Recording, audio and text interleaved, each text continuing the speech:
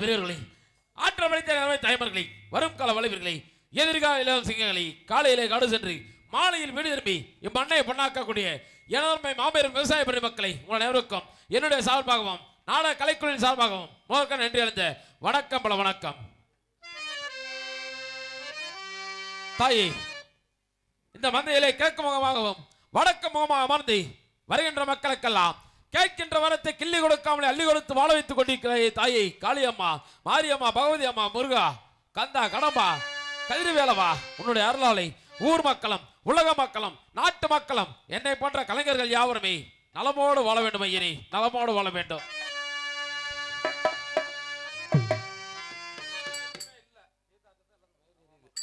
என் நாட்டிலும் பொன்னாடு என்று விளங்கக்கூடியதான் தூரி தேசம் என்று சொல்லப்பட்ட அஸ்தினாபுரி நாடு. அஸ்தினாபுரி நாட்டிலே பாண்டு மன்னனுக்கும் குந்தமா தேவிக்கும் மாத்திரி தேவிக்கும் அருந்தவத்திலே பிறந்தவர்தான் பஞ்ச பாண்டவர்கள் என்று தெரிவிப்பார்கள். தர்மராகிய நானும் எனது தம்பிமார்கள் வீமன், அர்ஜுனன், நகுலன், சகாதேவன் என்று சொல்லப்பட்டவர்கள். எனது தந்தையார் பாண்டு மகாராஜனுக்கு பிறகு அனைவருக்கும் மூத்தவனாகிய தர்ம பூபதியான எனக்கு இந்த அஸ்தினாபுரத்தை மணிமகுடம் சுட்டி சீரும் சிறப்போடும்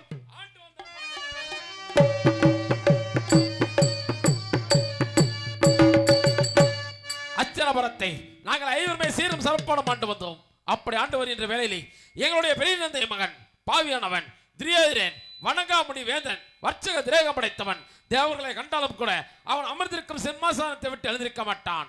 அவனும் அவனுடைய தம்பிமார்கள் துர்ச்சாதனன், சல்லியன், சகுனி, கர்ணன் என்று சொல்லப்பட்டவர்கள் எங்களை எல்லாம் கொன்றுவிட்டு இந்த அஸ்தினாபுரத்தை அவர்களை ஆள வேண்டும் என்ற கெட்ட எண்ணத்திலே எங்களை கொள்வதற்கு நிறைய சூழ்ச்சிகள் எல்லாம் செய்தார்கள்.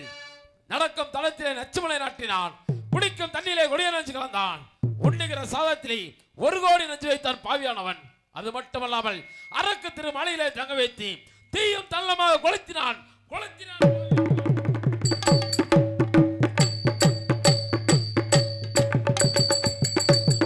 தீயும் தள்ளமாக கொளுத்தினான். அனைத்து சூழ்ச்சியிலிருந்துமே எங்களை எல்லாம் காப்பாற்றி வந்தார் ஆபத்து பாண்டவன் மாயக்கண்ணன். அப்பொழுது அந்த பாவியானவன் நினைத்தான், பாண்டவர்களை கொல்லவே முடியவில்லையே, அவர்களை இந்நாட்டை விட்டு வெளியேற்ற வேண்டும் என்பதற்காக ஒரு நாள் அரக்கு திருமாலையிலே பளிங்கு மாமன்றம் ஏற்படுத்தி விருந்தொன்று ஏற்பாடு செய்து எங்களை எல்லாம் விருந்துக்கு வருமாறு அழைத்தான். அப்பொழுது எனது தம்பி வீமன் தெரிவித்தான், அண்ணா அவனோ நமக்கு முன்னும் பகையாளி பின்னும் பகையாளி, அவன் அழைக்கும் விருந்திற்கு நாம் செல்லக்கூடாது அண்ணா அண்ணா என்று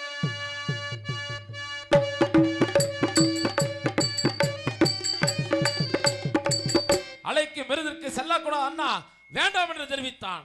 அப்பொழுது நான் கூறினேன், தம்பி யார் அவன்? நமது பெரிய தந்திர மகன் தானே, நமக்கு சகோதரன் அல்லவா? அவனோ எத்தனையோ பாவங்கள் செய்திருந்தாலும் கூட இப்பொழுது மனம் தெரிந்து விட்டேன் என்று விருந்திற்கு அழைக்கின்றான்.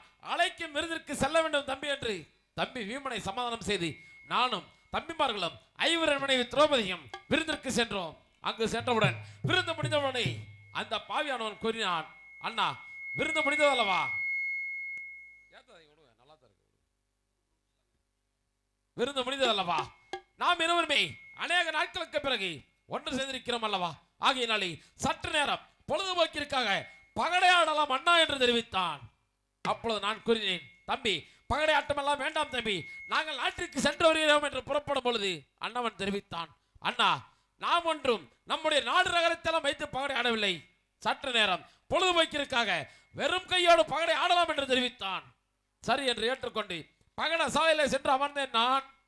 அப்பொழுது அண்ணவன் தெரிவித்தான், அண்ணா நீங்களும் ஒரு நாட்டுடைய மன்னன், நானும் ஒரு நாட்டுடைய மன்னன், நாம் இருவருமே பகடை ஆடும் பொழுது வெறும் கையோடு ஆடினால் ஆட்டம் அவ்வளவு நன்றாக இருக்காது. ஆகையினாலே நீங்கள் உங்களுடைய நாடு நகரத்தை வையுங்கள், நானும் என்னுடைய நாடு நகரத்தை வைக்கிறேன். யார் வெற்றி பெற்றாலும் தோல்வி பெற்றாலும் அவரவர் நாட்டை அவரவரை எடுத்து செல்லலாம் என்று தெரிவித்தான். சரி என்று ஏற்றுக்கொண்டு முதல் முறையாக நாடு நகரம் சீமை சிம்மாசனம் அனைத்துமே வைத்து பாடசாலையிலே அமர்ந்தேன் நான். அமரும் பொழுது முதல் முறையாக பாடி ஆடும் பொழுது அந்த சகுனியின் சூழ்ச்சியினாலே திரியரிடத்திலே முதல் முறையாக நான் தோற்றேன். நான் கண்ணா மாயவா என்னையா சோதனை, என்றைக்கும் தோற்காதவன் நான் இன்றைக்கும் முதல் முறையாக தோற்றுவிட்டேனே என்று அழுது புலம்பிக் கொண்டிருந்தேன். எழுந்த நாடு நகரத்தை மீண்டும் பெற வேண்டும் என்பதற்காக எனது தம்பிமார்களை 2ஆம் முறையாக பந்தயமாக வைத்து பகடையாடினேன். ஆனால் இரண்டாம் முறையாக பாளையாடும் பொழுது மீண்டும் அந்த சகுனியின் சூழ்ச்சினாலே இரண்டாம் முறையாக தோற்றினான். ஆண்டவா, என்னைய சோதனை! இரண்டு முறையை தோற்று விட்டேனால் எனது நாடு நகரத்தை இழந்து விட்டேனா, எனது தம்பிமார்களை இழந்து விட்டானா என்று அழுது புலம்பிக் கொண்டிருக்கும் பொழுது இழந்தது அனைத்துமே மீண்டும் பெற வேண்டும் என்றால் எங்களிடத்திலே இருப்பது ஒன்றே ஒன்றுதான். எங்கள் ஐவர் மனைவி திரௌபதியை பந்தயமாக வைத்து பகடை ஆட வேண்டும். பகடை ஆட்டத்திலே அனைத்து இழந்ததை அனைத்துமே மீண்டும் பெற வேண்டும் என்பதற்காக ஐவரின் மனைவி திரௌபதியை மூன்றாம் முறையாக பந்தயமாக வைத்து பகடை ஆடினேன். ஆனால் மூன்றாம் முறையாக பாடி ஆடும் பொழுது மூன்றாம் முறையாக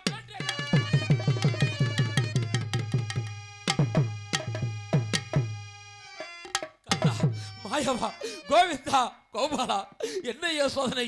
என்றைக்கு தற்கால மூன்று முறை தொட்டு விட்டேனே, ஏதோ அத்தியாபுரி நாட்டிற்கு என்ன ஆபத்து நேரம் போகிறது தெரியவில்லையே, அனைத்துமே இழந்து விட்டேனே என்று அழுது புலம்பிக் கொண்டிருக்கும் பொழுது அந்த பாவியான திரியரை துர்ச்சாதனை ஏவி விட்டு எங்கள் ஐவரின் மனைவி திரௌபதி இழுத்து வந்து சபையில நிறுத்தி துயிலாளை உரித்து மானபகம் செய்து கொண்டிருந்தான். அப்பொழுது திரௌபதியாகப்பட்டவள் கண்ணனை நினைத்து, கண்ணா, என்னுடைய மானம் பறிபோகிறதே, கண்ணா காப்பாற்றுங்கள், கண்ணா கண்ணா என்று கத்தினால் கதறினாள். கண்ணனுடைய கிருபியினாலே திரௌபதி துயிலாடை வளர்ந்து கொண்டே சென்றது. அதை இழுக்க முடியாமலே துர்ச்சாதனன் சபையிலே மயங்கி விழுந்தான். அப்பொழுது திரௌபதியாகப்பட்டவள் சபதம் எடுத்தாள்.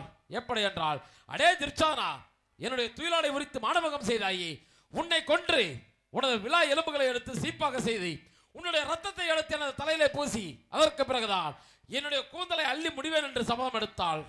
அப்பொழுது சபையில் இருந்த பெரியவர்கள் கங்கை மைந்தன், பீஷ்மர், விதுரன், துரோணாச்சாரியார் என்று சொல்லப்பட்டவர்கள், அடே துரியோதனா, நீ செய்வது அநியாயம், பாண்டவர்களுக்கு சேர வேண்டிய பாகத்தை கொடுத்துவிடு என்று தெரிவித்தார்கள். அப்பொழுது அண்ணவன் தெரிவித்தான், பாண்டவர்களுக்கு பாகமா? எந்த பாகம் இருக்கிறது சுவாமி? அவர்கள் தான் என்னுடன் பகடையாடி அனைத்துமே இழந்து விட்டார்கள் என்று தெரிவித்தார். பாண்டவர்களுக்கு பாகம் வேண்டும் என்றால் பாண்டவர்கள் 12 வருடம் வனவாசம் ஆள வேண்டும். ஒரு வருடம் இந்த 56 தேசத்திலும் மறைமுகமாக வாழ்ந்து வந்தால் பாண்டவர்களுக்கு சேர வேண்டிய பாகத்திலே பகுதி பாகம் தருகிறேன் என்று கூறியிருக்கிறான். சரி என்று நானும் என தம்பிமார்களை அழைத்துக் கொண்டு வனத்திலே சென்று பர்ணசாலை அமைத்து காய்கறிகள் சாப்பிட்டு வாழ்ந்து வருகிறோம். இருந்தாலும் கூட இப்பொழுதோ 8வது வனம் குரு ரிஷி வனத்திலே இருக்கின்றோம். பர்ணசாலை அமைத்திருக்கிறோம்.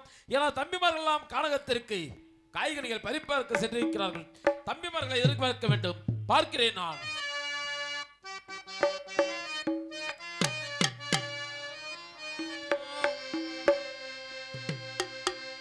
சீரான விஜயன் முன்னாள்,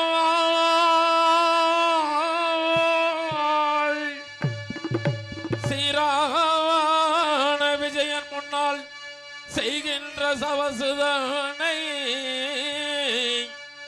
ஆராய்ந்து துணை இசையில் அர்ஜுனன் நாடகமாய் பாடு.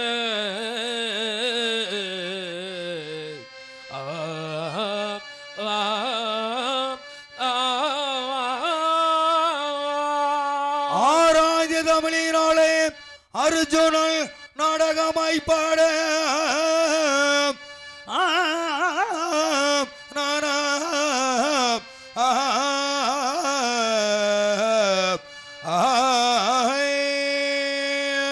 துணை இருந்து அருள் புரிவாய், எங்களுக்கு துணை இருந்து அருள் புரிவாய், என் தும்பிக்கை நாயகனே விநாயகனே.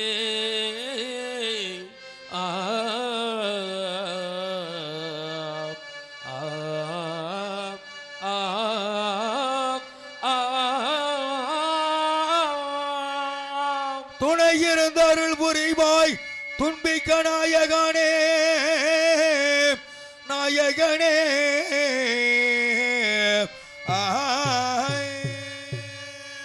பாண்டவர்கள் வண்ண பாசம் நாங்கள் அருளகில் மலை நடந்தோ.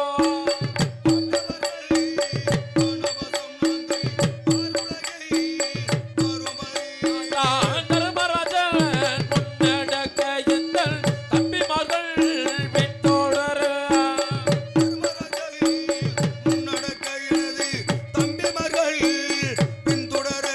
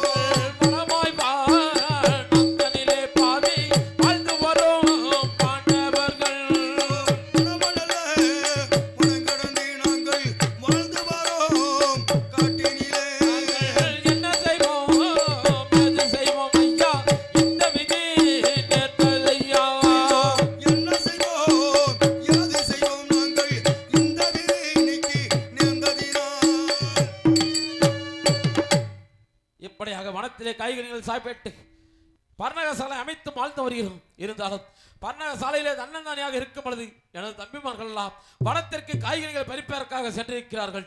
ஆனால் எனது தம்பிமார்களை எல்லாம் பார்க்க வேண்டும் என்று என்னுடைய இதயமாகப்பட்டது துடித்துக் கொண்டிருக்கிறது. ஆகையினாலே தம்பிமார்களை பார்க்கிறேன். நான் தம்பி வீமா ஓடோடி வருவாய் தம்பி.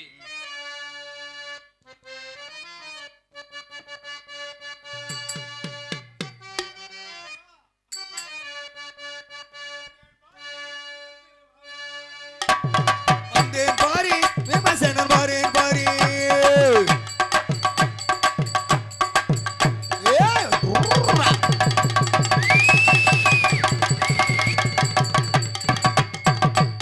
வந்தே பாரி விமர்சனம் பாரு பாரி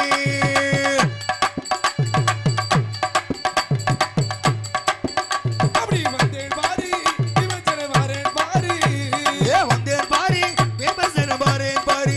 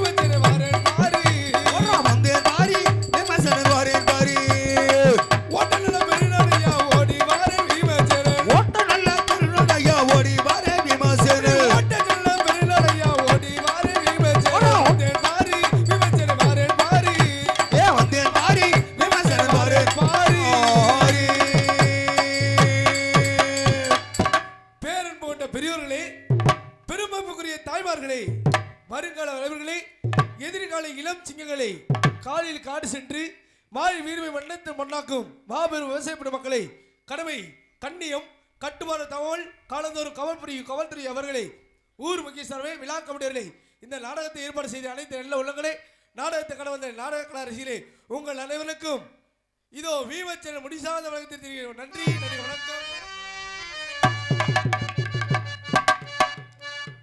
இருப்பினும் இந்த எல்லையிலே காளியம்மனமாக அமர்ந்து இந்த ஊர் மக்களையும் உலக மக்களையும் காத்து வரக்கூடிய தாயே, உன்னை வணங்கிவிட்டு என் கடப்படை துவங்கினேன். தாயே, அழைக்கும் சக்திக்கு ஆடி வர வேண்டும், கூப்பிடுற சக்திக்கு ஓடி வர வேண்டும். தாயே, இந்த எல்லையிலே காளியம்மனமாக அவதரித்து இந்த ஊர் மக்களை உலக மக்களை காப்பாற்றுவது நீதி. சக்தி அழியாமல் நான் அழைக்கும் சக்திக்கு ஓடி வர வேண்டும். அதான் அந்த தயவு செஞ்சு தூங்குறவங்க எழுப்பிடுங்கம்மா. எல்லாம் எந்திரிச்சு உட்காருங்கம்மா, அருள் வந்துடும். எல்லாம் சாமி வந்துடும், மிதிச்சிருவாங்க. எந்திரிச்சு உட்காருங்க. காளியம்மனை கூப்பிடுறாரு.